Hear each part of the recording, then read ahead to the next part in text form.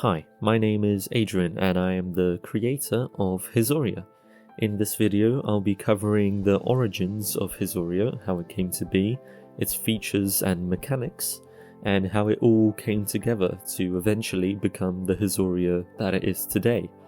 In this video I will cover the very first version of Hizoria, the prototype, and the version that came right after it, Ninjas and Dragons, and the differences between them, and how Ninjas and Dragons improved on the prototype.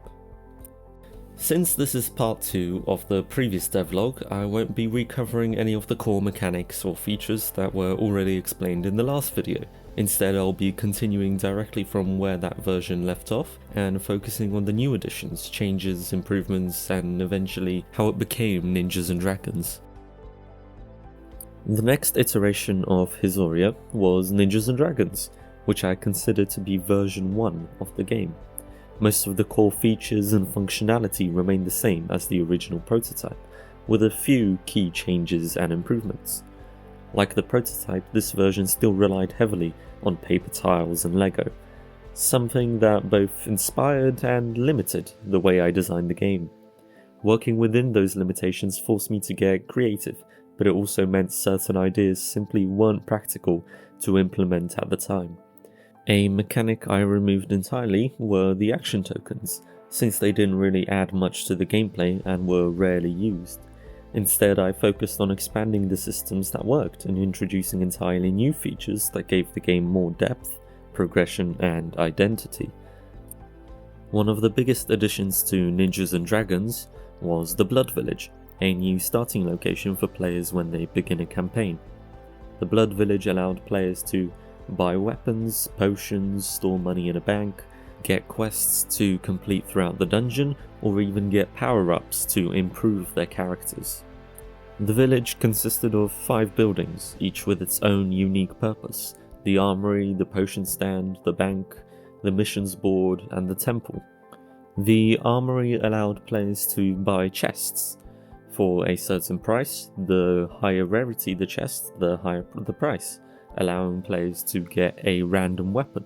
Players could also sell weapons to gain gold. The armory also introduced a new weapon type, starter weapons, which the players could buy when they started a campaign. These weapons were weak and didn't serve any purpose other than to get players started on their journey.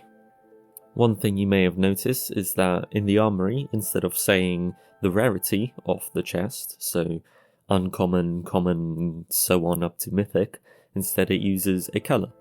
That's because in this version, and probably even the prototype, I hadn't come up with the names for the rarities, I just used a colour to represent them.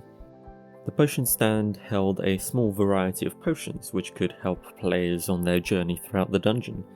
These potions could be bought using gold, and if the players didn't want potions and they possessed them, they could sell them back and gain a small amount of gold back. For whatever reason, I can't find any documentation on how these potions functioned, so I can only vaguely inform you of what they did.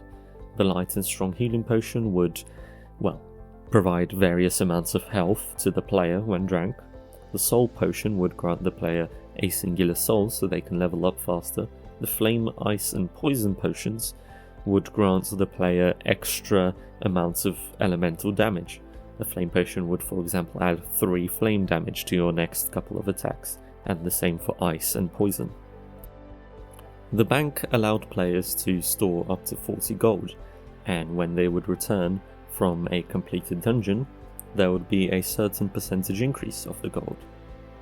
The bank was a pointless addition. It was almost never used due to the fact that players would rarely come back to the village, and the amount of gold that the players gained from exploring the dungeon greatly outweighed the usefulness of the bank.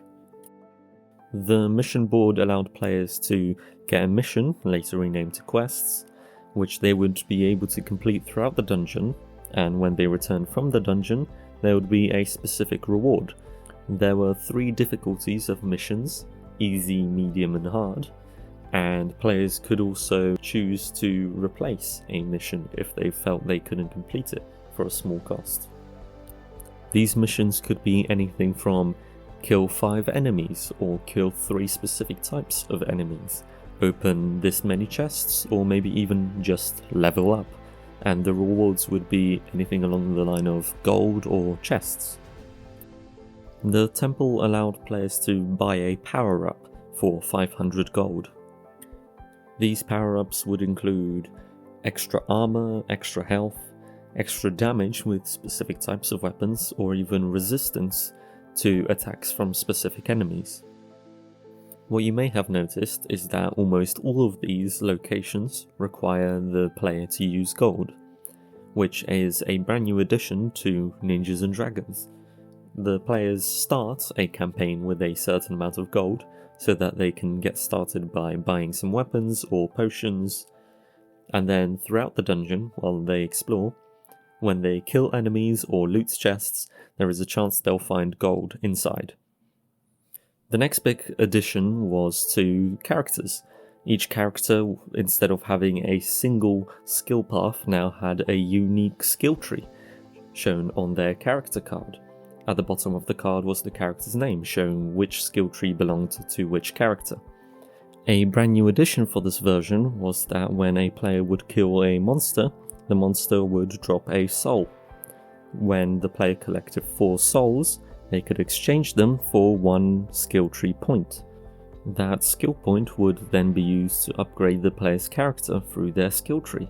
The skill tree consisted of 3 upgrade paths: Attack, which focused on increasing damage output; Special, which improved unique abilities and utility for that character; Health and Defense, which made the character more durable and able to survive longer.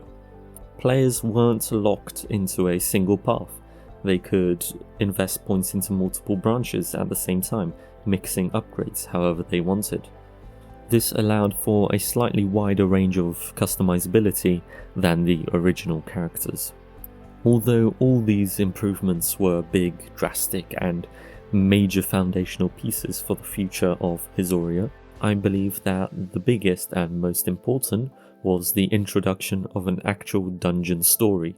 This included descriptions for each room and transitions between the rooms, allowing players to immerse themselves in the world and dungeon that they're exploring.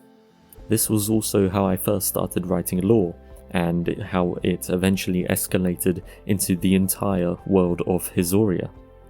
Even though Ninjas and Dragons vastly improved on the prototype, it still had many issues and problems that needed fixing. Overpowered weapons, abilities, characters, all of which would later be fixed in future versions. But it was still an improvement, and definitely a step in the right direction. And that just about sums up the earliest stages of Hizoria's development.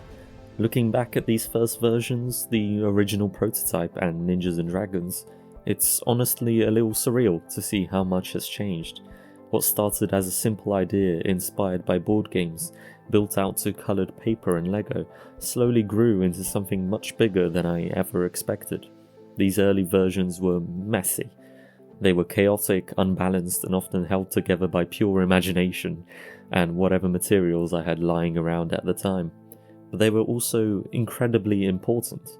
They taught me how to experiment, how to problem solve, and most importantly, how to learn from failure and keep improving. Without these versions, Hizoria simply wouldn't exist. They laid the foundation for everything that came after. And while neither of them were perfect, they proved the idea had potential, that it could become something real. And in the next stage of development, that's exactly what started to happen. Because the next version wasn't just an improvement. It was the moment the project truly became Hizoria. If you enjoyed this video looking back at the origins of the project, so the prototype, Ninjas and Dragons, consider liking and subscribing to follow the journey as Hizoria continues to evolve. And if there's anything specific you'd like me to cover in future devlogs, let me know in the comments. Thank you for watching, and remember, let your imagination run wild.